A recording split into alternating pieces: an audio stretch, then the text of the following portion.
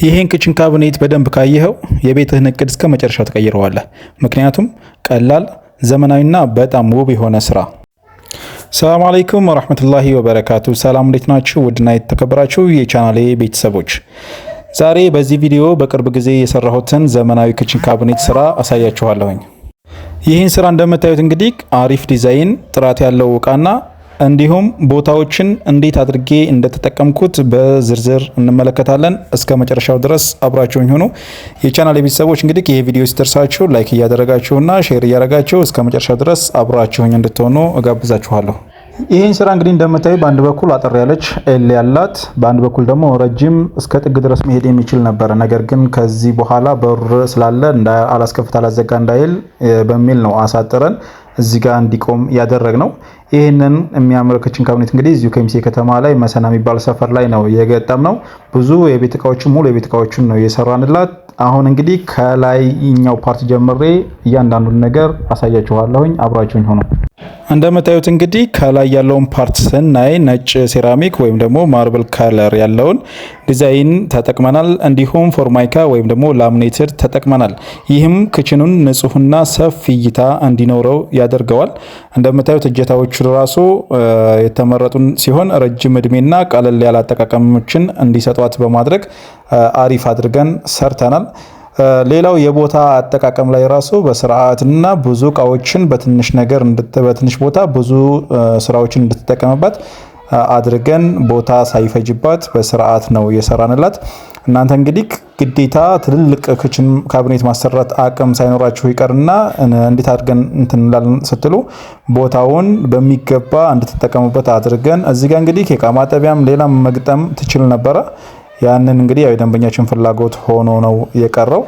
እንደዚህ አድርገን በሚያምርና ጽድት ያለ አድርገን ሰርተናል። እንግዲህ እያንዳንዱን እየከፋፈትኩኝ ሁሉንም ማሳያችሁ ይሆናል። በዚህ በኩል ላይ እንግዲህ ቦታ እንዳይፈጅባት በሚል ነው በነጠላ ቋሚ አድርገን ከጀርባን በኩል ያለውን ራሱ ያያችሁት ነው አይደለ? እሱ ራሱ የመሀለኛውን ኤሎን ፓርት በደንብ እንዲሸከም በማድረግ ፎ አድርገን የሰራ ነው። ይህንን እንግዲህ እያያችሁት ነው። ጥራቱም ውበቱም በጣም በሚያምር ላሚኔትድ ማቴሪያሉም ኦሪጂናል በሆነ አንደኛው ላሚኔትድ ማቴሪያል የተሰራ ጽድት ያለ ስራ ነው። እዚህ ጋር እንግዲህ ይወድቅብኛል የሚል ስጋት ምንም አይነት ስጋት ሳይኖርባቸው ከግድግዳ ጋር ሳይገናኝ ልክ እንደ ብሎኬት ቤት ፏ አድርገን ጽድት አድርገን ነው የምንሰራላችሁ። ይሄንንም እንደምታዩት እያንዳንዱ ቦታ ላይ እየገጠምን ያለው ስራችን ለኛ ዋስትና ወይም ደግሞ መለያችን ነው። እናንተም እንግዲህ ማዘዝ ስትፈልጉ ስክሪን ላይ ባለው ስልክ ቁጥር እየደወላችሁ ማዘዝ ትችላላችሁ። ወደ ታችኛው ስራ ይዣችሁ ስገባ እንግዲህ የታችኛው ስራ ሰፊ ውስጡ በጣም ብዙ እቃዎችን እንዲይዝላት ሰፋ አድርገን ነው የሰራንላት። ሌላው ፓርት ደግሞ እጀታዎቹ እያንዳንዳቸው በጣም አሪፍና የሚያማምሩ እንዲሁም ደግሞ ረጅም ጊዜ ሳይበላሹ እንድትጠቀምበት የሚያደርግ አሪፍ አድርገን ነው የሰራ ነው። ጀርባዎቹ ሁሉ ሳይቀሩ ላሚኔትድ ነው የተጠቀምንላት። ውበቱ በጣም ግሬስ ያለው የሚያምር ነው። ስላይደር ፓርት ላይ ደግሞ መሳቢያ ፓርት ላይ እያንዳንዱ ፓርት ማንሸራተቻ ተጠቅመናል። እንግዲህ እያንዳንዳችሁ ስላይደር መገጠሙን ሳይሆን ማየት ያለባችሁ ስላይደር ፓርት ላይ እቃ በጣም አታብዙ። በስርዓትና ቀለል ያለ ነገር እየተጠቀማችሁ ከአቅሙ በላይ ከሆነ ሊጎዳባችሁ ስለሚችል፣ ሌላው በልበላና አንዳንድ ነገራቶች ደግሞ ኦሪጂኖ እንዳይይዘው ስለሚያደርጉ አለፍ እያላችሁ ቅባቶች ነገር ወይም ደግሞ ፈሳሽ ነገር ብታፈሱበት ዘይት ነገር በስላይደሩ አሪፍ ይሆናል። ረጅም እድሜ እንዲሰጣችሁ ያደርጋል። ይሄ እንግዲህ በየቦታው እየዘርኩ የማየው ችግር ስለሆነ ነው የምነግራችሁ ማለት ነው። እንደነገርኳችሁ እንግዲህ ከላይም ከታችም ያለው ክችን ላይ የተጠቀምነው ማቴሪያል በጣም ጠንካራና ብዙ ችግሮችን የሚቋቋም አሪፍ ማቴሪያል ነው የተጠቀምንላት። እህታችን እንግዲህ በአሪፍ ሰዓት በጥሩ ዋጋ ነው ያሰራችው። እኛም እንግዲህ ቃላችንን ጠብቀን በሚያምርና ጽድት ባለ መልኩ ሰርተንላታል።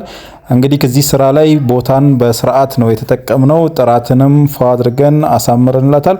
ሁሉም ነገር ቦታ እንዳይፈጅና በስርዓት እንድትጠቀምበት አድርገን ነው በአሪፍ መንገድ የሰራንላት። ያ ማለት እንግዲህ በትንሽ ቦታ ብዙ ነገሮችን እንድትጠቀምበት ያግዛታል ማለት ነው። የቻናል ቤተሰቦች እናንተም እንግዲህ ክችናችሁን ለማሰራት ወይም ደግሞ ያላችሁን ክችን ለመቀየር ካሰባችሁ አንድ ነገር ልንገራችሁ። አንደኛ ቀለል ያለ ቀለም ምረጡ። ማቴሪያል ላይ ቀለል ያለ ቀለም ማለት በቃ የሚያምርና የማይሰለች አይነት ነገሮችን በተጠቀሙ አሪፍ ነው። ሁለተኛ ደግሞ ቦታ የሚፈጅ ነገር አትጠቀሙ። ግዴታ ጥበብ ያለ ቤት ላይ ሁሉንም ዙሪያውን ካላሰራን እያላችሁ የምትጨናነቁ ሰዎች አላችሁና ግሬስ እንዲኖረው ወይም ደግሞ እቃችሁ ብርሃን ኖሮት እንዲታይ ያደርጋችሁ የሚያምር ቀለል ያለ ቦታችሁን ተጠቅማችሁ ብትሰሩት አሪፍ ነው። ሶስተኛ ደግሞ ሁሌም የምነግራችሁ ጥራትን ከዋጋ በላይ አታስቀድሙ። ዋናው ነገር ጥሩ ነገር በጥሩ ዋጋ አሰርታችሁ ረጅም እድሜ ብትጠቀሙበት የተሻለ ነውና ጥራትን ሁሌም ቢሆን ከዋጋ በላይ አታስቀድሙ። ይሄ የኔ ምክር ነው። የቻናል ቤተሰቦች እንግዲህ ይህንን ስራ ከወዳችሁት አሁንም በድጋሚ ላይክ አድርጉ፣ ሼር አድርጉ። ቪዲዮውን እስከ መጨረሻ ድረስ እየተከታተላችሁ ቻናሌን ደግሞ ሰብስክራይብ አድርጉና የደውል ምልክቷን ተጫኗ ትላለሁኝ። ዛሬ ይዤ የመጣሁት ክችን ካቢኔት ይሄንን ይመስላል። በጣም የሚያምርና ጽድት ያለ ስራ ነው። እወዳችኋለሁ፣ አከብራችኋለሁ። ሰላማችሁ ይብዛ።